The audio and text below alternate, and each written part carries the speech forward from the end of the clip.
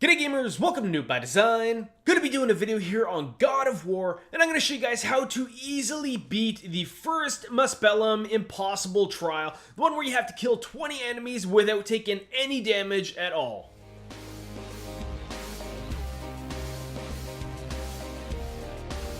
Alright gamers, so of the 3 impossible challenges you need to complete the final round of Muspelheim here, you'll probably find this one the most difficult. I ended up using Hell's Touch and Glaive Storm for my Leviathan Axe as the runic abilities, and the Spartan Charge as well as the Fire of Ares for my Chaos Blades abilities. For Atreus I went with the Wrath of the Wolf, and I'm going to use the Electricity or the Lightning Arrows for Atreus as well, just because the Stun ability is going to be huge. The first wave is going to spawn with 3, including 1 heavy, and the heavy is really the only thing you have to worry about, even though really you don't have to worry that much about it anyway, because you can go ahead and stay close, block anything he has at you, and that will also avoid his ranged attacks.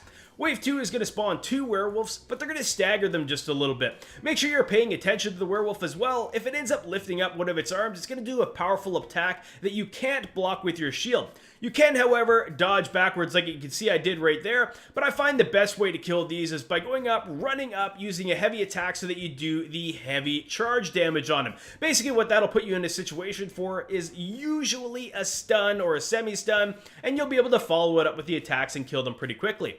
The last one here, not the last one, but this wave here is going to be 5, quickly followed by 2 more. There's going to be 2 of the ice mobs here that end up throwing stuff at you, so I find the best way to do this one is to just kind of cheese it from way back here, keep your shield up the entire time, and use Atreus's electric or lightning arrows to go ahead and rip through everybody. It won't take very long, and you'll be able to safely kill all these without any difficulty at all. At least that's what I found. Towards the end of this one, you'll see that it starts to stagger spawn 2 more mobs, and basically these are the same kind of thing. Super easy to kill. You can also just keep on back here or keep staying back here and kind of use this cheese method. However, if you get impatient, it's not too bad to go run up to them and kill them quickly. Just make sure that if you can, you save as many of Atreus's arrows as possible, because basically you want to have them to start off this next fight when the wolves start charging at you. Make sure you get his back as far as you can to be away from the wolf, because this attack he does, the charge, can often not be blocked and it will end up restarting your fight from the start.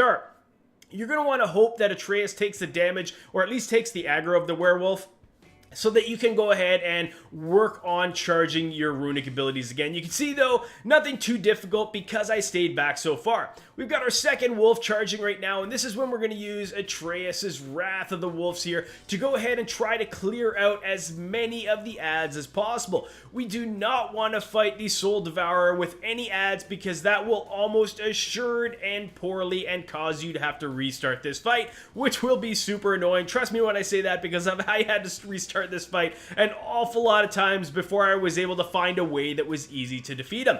We're going to keep on working our way over here. You can see essentially what I'm doing is I'm kiting the Soul Devourer while I'm trying to wait for Atreus' lightning arrows to charge, and then we're going to go ahead and use them as fast as we can.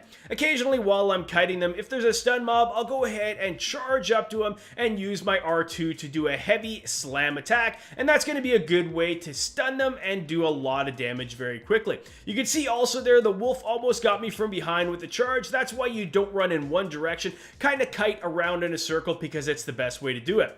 Whenever you're down to 1, you can start sporadically throwing your Leviathan Axe at the Soul Devourer just to do some damage, but just be careful when you do, because there's a lot of dodging you have to do, and it just is easier if you wait until all the adds are gone. You can see we're in a position now where we've got all the adds gone, and he's just about to do his blast move at us here. Make sure that you just block your shield up, because then it'll block and prevent you from taking the damage and starting over right at the end, which is super annoying. But either way, the Soul Devourer is going to be the same as the other ancients that you fought, that occasionally when you throw your axe properly into the center, it'll chip off a piece that you can go ahead and throw and cause a bit of an explosion.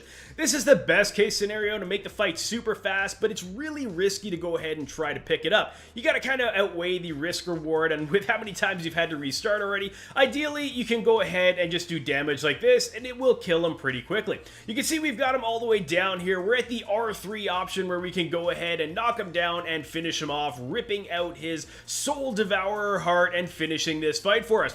This fight is definitely going to be one of the more annoying fights I fought, especially in Muspelheim specifically. It was pretty difficult, actually ridiculously difficult compared to the others, others, but if you stick with that method there, you should be okay. The main thing I found was just don't rush too much, and don't pick any runic abilities that are like 5 hitters or something like that, because then you're almost assured on getting hit with a ranged attack and dying.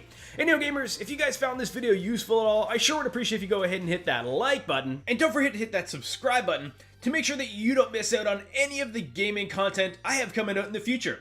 Alright gamers, thanks for watching.